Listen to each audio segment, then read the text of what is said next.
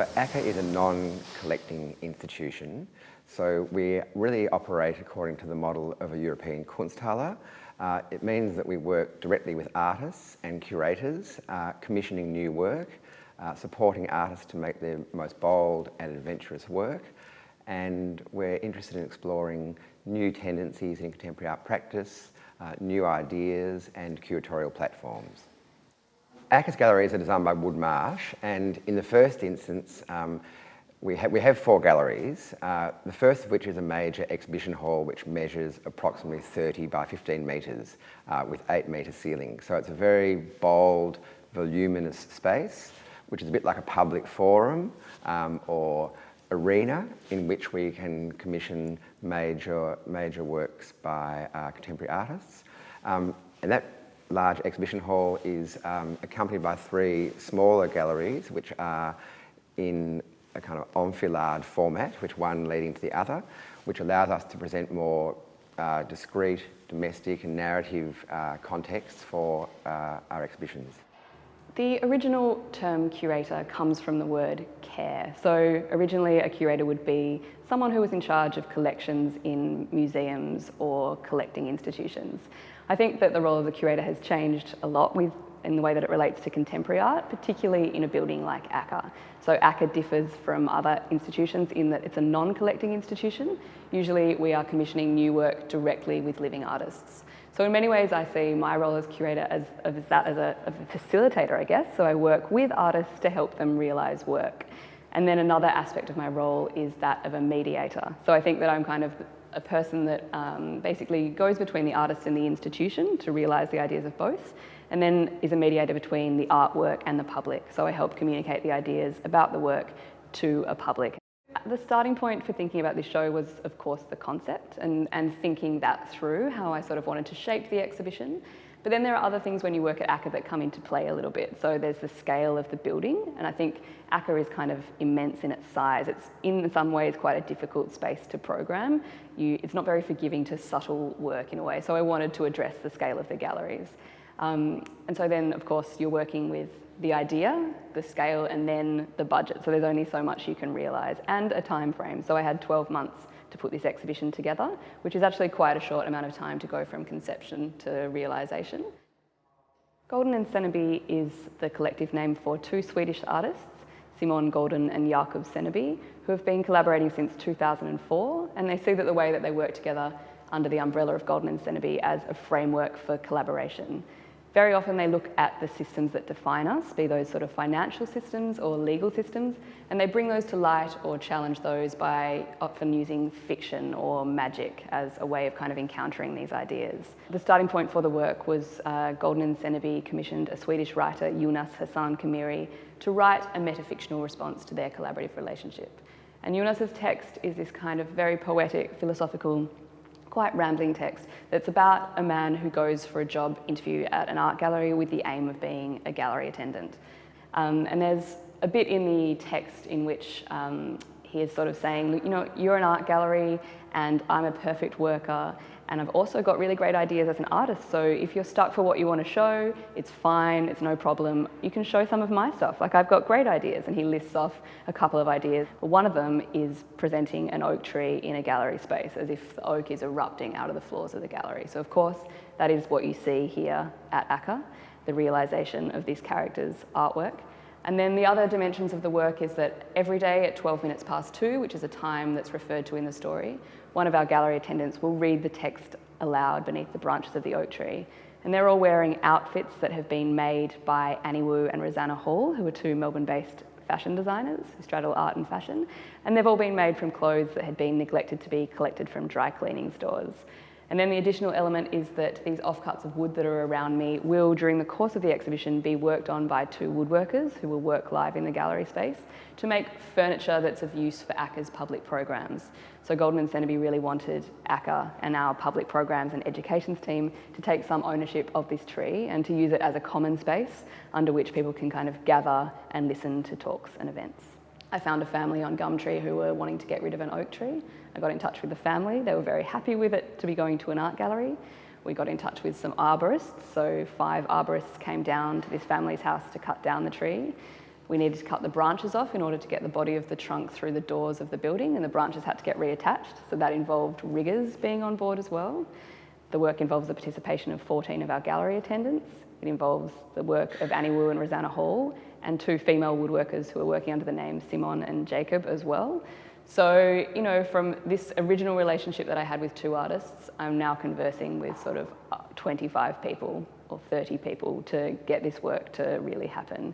And so there, yeah, I think there's an entire set of relations that goes on behind the scenes to pull this off that perhaps you might not be aware of when you just walk into this space and just see this standalone tree. Okay, so there were 2 main, I guess, avenues for our creative practice.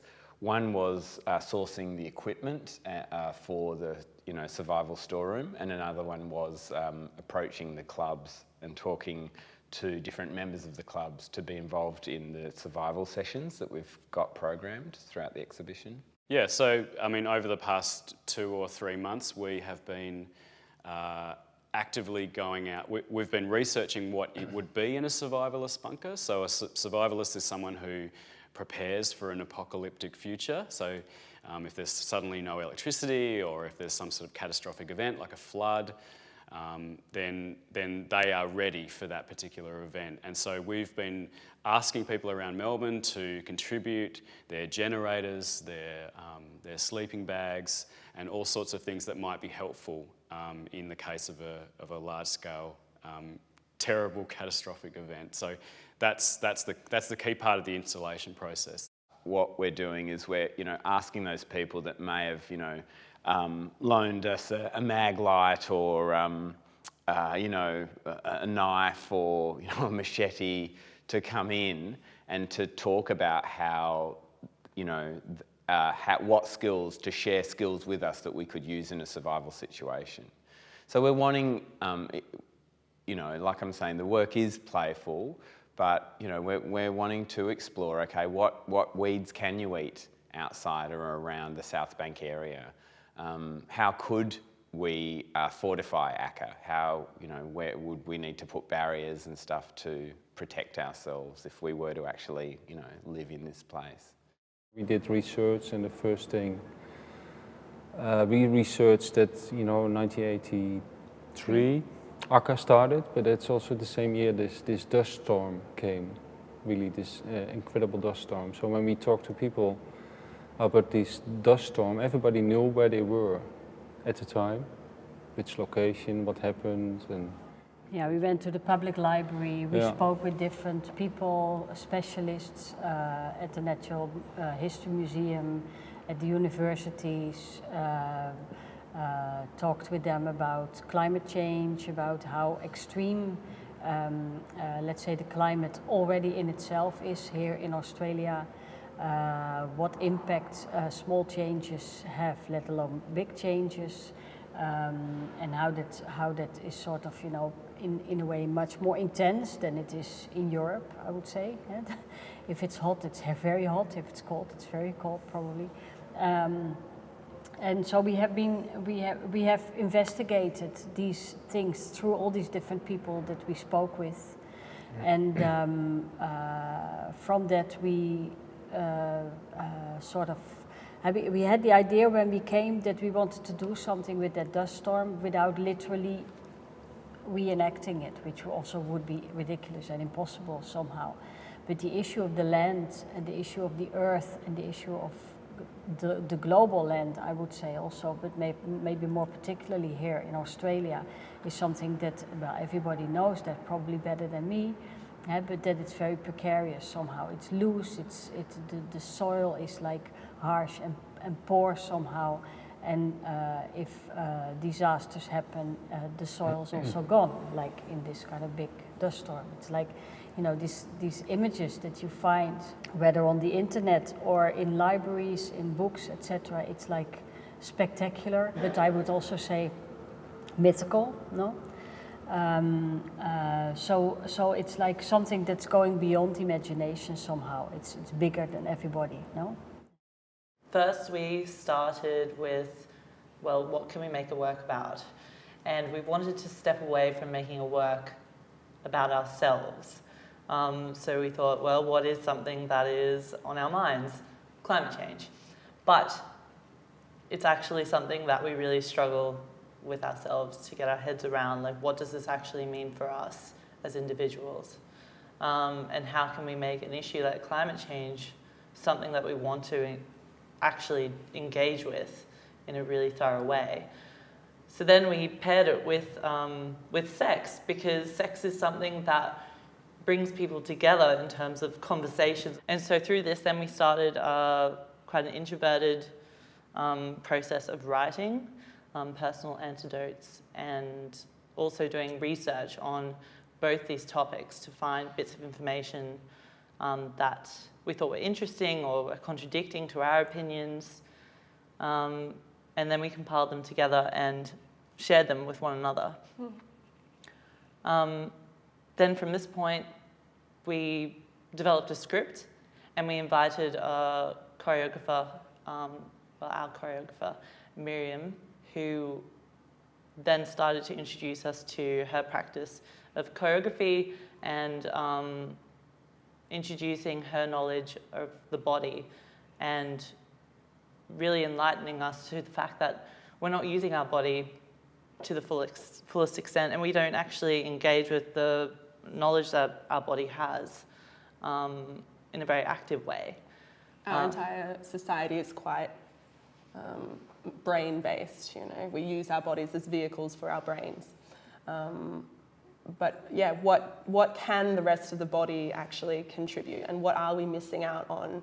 And how does this imbalance maybe correlate with the imbalance that we have with our planet? Basically, it's extending the imbalance that we have with our planet, with others, and then with ourselves.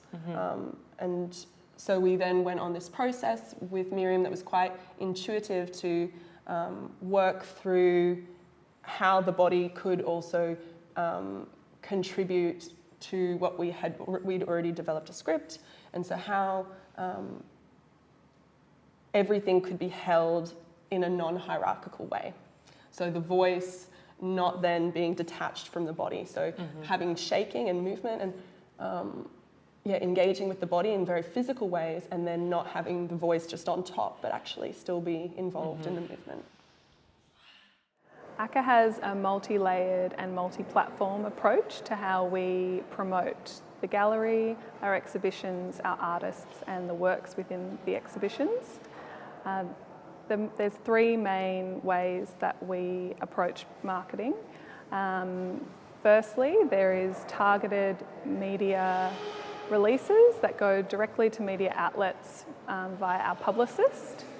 Then ACCA advertises with various media outlets across print and digital in both arts-specific publications and in wider media outlets. And lastly, one of the most important platforms for us is our use of social and digital media. ACCA makes use of this through all of our social channels: Facebook, Instagram and Twitter, YouTube and SoundCloud. We also have a fortnightly e-newsletter that we send out to a database of ACCA supporters, and we also promote everything through our website.